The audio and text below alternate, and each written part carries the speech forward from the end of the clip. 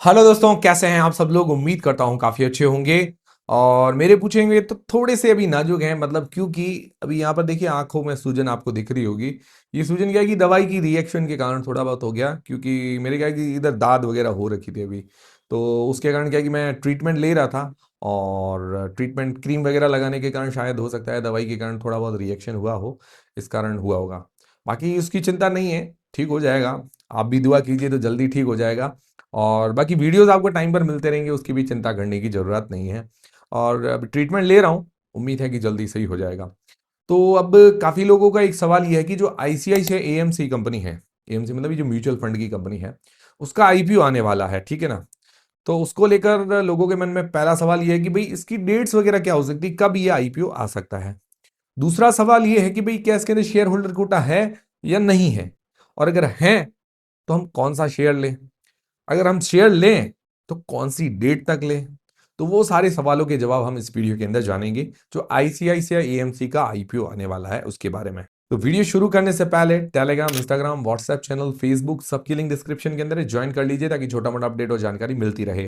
तो सबसे पहले जो आईसीआईसीआई प्रूडेंशियल एएमसी का आईपीओ है, इसकी डेट्स वगैरह क्या हो सकती है। तो ये आईपीओ देखिए, इसकी जो डीआरएचपी फाइल की गई थी वो जुलाई के अंदर की गई थी। जनरली क्या है कि भाई एक पीरियड होता है 3 से लेकर 6 महीने के बीच में, इनको अप्रूवल मिल जाता है भाई जब भी डीआरएचपी फाइल करते हैं। तो जुलाई का जो महीना था वो 7वां था। तभी 3 महीने हो गए हैं, वैसे भी आप मान के चले तो जुलाई के बाद आप कहे तो अक्टूबर में 3 महीने हो गए हैं। अब नवंबर चल रहा है, इस हिसाब से इसको जो अप्रूवल मिलने की संभावना है, लग रहा है कि भाई अप्रूवल मिल सकता है। और जैसा कि न्यूज आ रही थी शुरुआत के अंदर कि भाई नवंबर दिसंबर के अंदर तो ये आईपीओ ही लेके आने वाले हैं। तो डीआरएच भी जुलाई के अंदर फाइल की, और उनको अभी जैसे ही अप्रूवल मिलेगा तो उम्मीद है कि दिसंबर तक ये आईपीओ आने की पूरी संभावना है। मान लो दिसंबर तक नहीं होता है तो कोई जनवरी तक आ सकता है, ऐसी पॉसिबिलिटी है, ठीक है। ये मैं सिर्फ पॉसिबिलिटी आपको बता रहा हूँ, ऑफिशियल अभी तक कुछ भी अनाउंसमेंट नहीं है, ठीक है ना। जो जानकारी एग्जैक्ट मैं आपको बताऊंगा, ऐसा नहीं कि भाई आपके साथ ऐसा फालतू बातें, वो नहीं, ठीक है ना। तो जुलाई में इन्होंने अपनी डीआरएच भी फाइल की। अब टाइम लगेगा भाई नवंबर दिसंबर तक, अभी हो सकता है इनको अप्रूवल मिल जाए, हो सकता है दिसंबर तक अप्रूवल मिल जाए। तो जैसे अप्रूवल मिलता है उसके बाद क्या है कि कंपनी के ऊपर रहता है, जब भी वो आईपीओ लेके आए तो उसके अंदर फिर क्या करते हैं कि आरएसपी फाइल करते हैं, ठीक है ना। आरएसपी फाइलिंग होती है, उसके बाद डेट्स वगैरह सब आ जाती है। तो ये चीज पहले क्लियर होगी कि भाई कब आ सकता है। तो उम्मीद है कि दिसंबर तक आ जाए या जनवरी तक आ जाए। उम्मीद ज्यादा से ज्यादा उम्मीद है कि दिसंबर तक आ ही जाएगा, ठीक है। पहली चीज क्लियर हो गई। अब दूसरी चीज है, क्या इसके अंदर शेयर होल्डर कोटा है या नहीं है। तो एज पर डीआरएचपी, जहां तक मैंने डीआरएचपी देखी तो इसके अंदर मेंशन है कि इसके अंदर शेयर होल्डर कोटा हो सकता है। और शेयर होल्डर कोटा होगा तो लगभग उसका जो रिजर्व पोर्शन होगा 10% का होगा। तो शेयर होल्डर कोटा के अंदर फायदा क्या होता है कि भाई शेयर होल्डर कोटा के अंदर ये फायदा होता है कि जिसके पास भी शेयर होते हैं पेरेंटल कंपनी के, तो वो भी आगे आपको बताता हूं। तो वो अगर शेयर होल्डर को, जिसके पास पेरेंटल कंपनी की शेयर हैं और रिकॉर्ड डेट तक हैं, तो वो क्या है कि शेयर होल्डर कोटा के लिए एलिजिबल होते हैं। तो शेयर होल्डर कोटा के अंदर ये फायदा होता है कि भाई उसके पास दो चांसेस होते हैं। एक तो शेयर होल्डर कोटा के अंदर अप्लाई करने का, उसमें जनरली होता है कि भाई 2 लाख तक वो लिमिट होती है, वहां तक अप्लाई कर सकते हैं।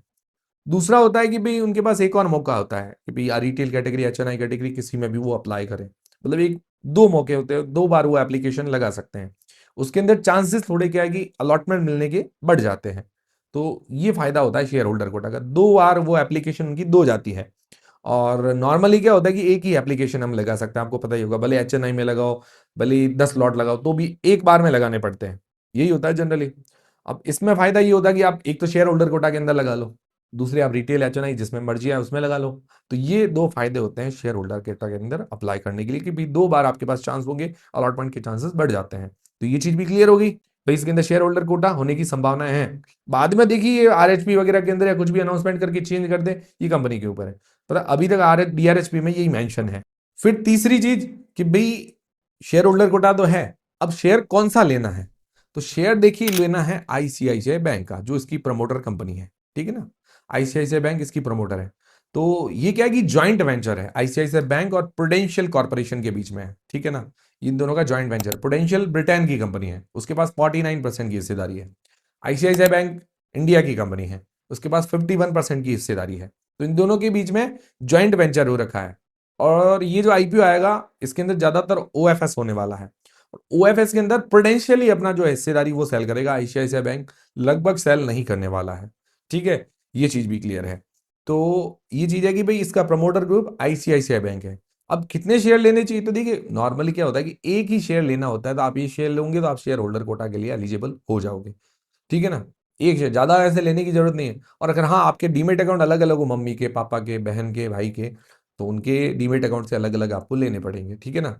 जितने पैन कार्ड है, जितने डीमेट अकाउंट है, उनके एक एक लेके रख लीजिए। ये तैयारी आपको पहले करके रखनी पड़ती है, बाद में क्या है कि डेट अचानक से आती है, तो फिर क्या है कि आप अचानक से तो ले नहीं पाओगे, तो तैयारी वो पहले करके रखनी पड़ती है 1 डेढ़ महीने पहले कि भाई हाँ इसका आईपीओ आने वाला है, हमारी तैयारी ये है, ठीक है ना। बाकी मैं ये नहीं कह रहा आप बाय करें नहीं करें, वो आपका खुद का डिसीजन है, आपको बाय करना नहीं करना है।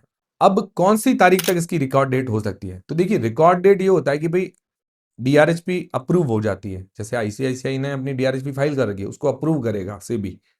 उसके बाद कंपनी क्या है कि आरएचपी फाइल करती है। अब आरएचपी फाइलिंग होते ही वही रिकॉर्ड डेट मानी जाती है। मान लो इन्होंने, अब एक एग्जांपल दे रहा हूं, 1 दिसंबर को अपनी आरएचपी फाइल कर ली, तो 1 दिसंबर तक जिसके डीमेट अकाउंट के अंदर शेयर होगा, तो 1 दिसंबर तक अगर डीमेट अकाउंट के अंदर शेयर होना है तो हमको एक दिन पहले लेना पड़ेगा, क्योंकि डिलीवरी एक दिन बाद होगी, ठीक है ना।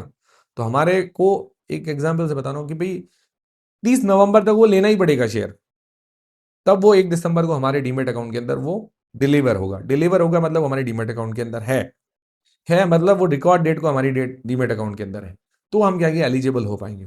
तो वो आरएचपी फाइलिंग डेट ही होती है, वही होती है रिकॉर्ड डेट। ये चीज भी क्लियर होगी।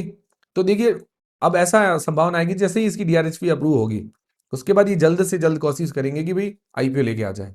तो अब आपके पास अभी मान लो अभी बाय ना करो, तो बाद में एक चांस रहेगा जब डीआरएचपी अप्रूव होगी, तब क्या है कि न्यूज आ जाती है। लगभग मैं कोशिश करूंगा आपको न्यूज दे दूं, बट मार्केट के अंदर भी ऐसे आपको न्यूज देखने को मिल जाएगी कि इसकी डीआरएचपी अप्रूव हो गई है, ठीक है ना। तो डीआरएचपी जैसे ही अप्रूव हो जाए तो आप अब तैयारी कर लो, तब शेयर ले लो, तब भी ले सकते हो।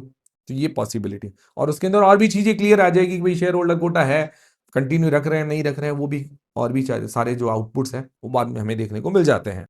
तो अभी आपकी रिकॉर्ड डेट भी क्लियर होगी कि भाई कौन सी तारीख तक हमें शेयर लेना है। तो ये सारी चीजें लगभग आपकी क्लियर है कि भाई ये चीजें हैं। आईसीआईसीआई बैंक इसका प्रमोटर है, शेयर होल्डर कोटा होने की इसकी पूरी संभावना है। और आरएचपी जो फाइलिंग डेट होती है वही रिकॉर्ड डेट होती है, आपके पास मौका हो सकता है, ठीक है ना। जब डीआरएचपी अप्रूव हो जाए उस टाइम भी आप कोशिश करें कि उसके आसपास जल्दी ही ले लें, ठीक है ना।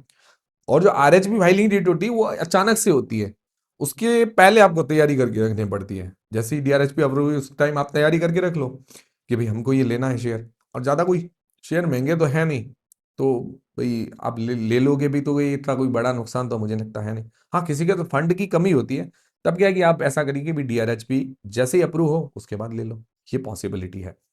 बाकी कंपनी कैसी है, तो देखिए कंपनी ये म्यूचुअल फंड कंपनी है आईसीआईसीआई एएमसी, ठीक है ना। Mutual fund company, mutual fund sector काफी अच्छा है। और आईसीआईसीआई एएमसी की बात करें तो एयूएम के हिसाब से, एसेट अंडर मैनेजमेंट के हिसाब से सेकंड नंबर की कंपनी है इंडिया के अंदर एसबीआई के बाद। तो काफी बढ़िया बात है, मतलब टॉप क्वालिटी की कंपनी हमको मिल रही है। तो ये शेयर जो है अच्छा परफॉर्मेंस कर सकता है, डिमांड अच्छी रह सकती है, और साइज इश्यू साइज है 10,000 करोड़ रुपए का, तो एंकर लिस्ट वगैरह भी अच्छी आएगी। ऑब्वियसली जो इन्वेस्टर्स है वो बड़े बड़े रहेंगे इसके साथ, तो ये इसके लिए थोड़ा बेनिफिट होगा।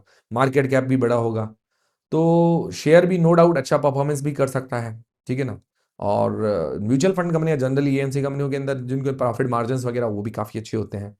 और अब जैसे कैनरा का, अब कैनरा एएमसी जो आईपीओ आया था, तो उसका भी शेयर देखिए, वो तो टॉप 10 के अंदर भी नहीं आती, तो उसका भी शेयर इतना अच्छा चला, तो ये टॉप 2 के अंदर है, तो इस शेयर के चलने की संभावना अच्छी है।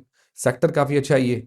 तो ये है आईसीआईसीआई प्रोडेंशियल आईपीओ की शेयर होल्डर कोटा को लेकर अपडेट, ठीक है। सारी चीजें आपकी क्लियर होगी, ठीक है ना। और भी कोई क्वेरी हो आपके तो कमेंट करके वगैरह मुझे जरूर बताइएगा, मैं आपके सॉल्व जरूर करूंगा। और उसी के साथ एक हीरो मोटोकॉर्प, हीरो फिनकॉर्प, इनके भी काफी लोग सवाल पूछ रहे हैं कि भाई आईपीओ वगैरह कब आ सकता है, तो उसको लेकर भी अपडेट हम नेक्स्ट वीडियो के अंदर देने की जरूर कोशिश करेंगे। तो अभी तक के लिए ये अपडेट है। उम्मीद करता हूँ वीडियो, हमारी जानकारी आपको पसंद आई होगी। पसंद आई होगी वीडियो लाइक जरूर करें, चैनल को सब्सक्राइब कर लें। मिलते हैं दोस्तों अगले वीडियो के अंदर। Telegram, WhatsApp channel, Facebook, Instagram, सबकी लिंक डिस्क्रिप्शन के अंदर है।